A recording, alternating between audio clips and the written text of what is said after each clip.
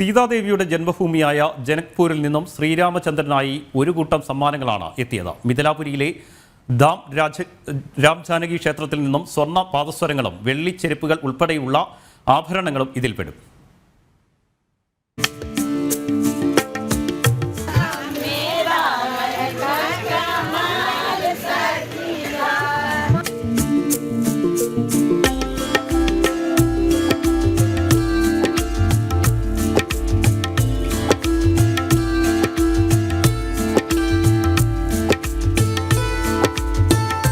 സീതാദേവിയുടെ ജന്മഭൂമിയായ ജനക്പൂരിൽ നിന്നും ശ്രീരാമനുള്ള സമ്മാനങ്ങൾ അയോധ്യയിലെത്തി.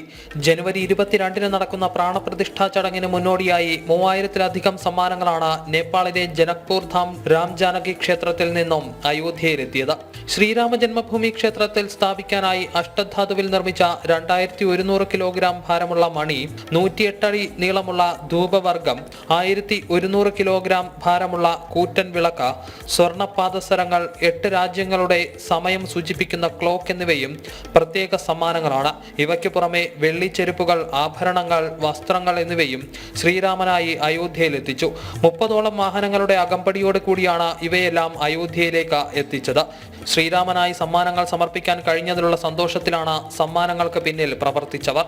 आज इतने बड़े 500 वर्ष का विवादास्पद समाप्त होकर के एक महल बना है.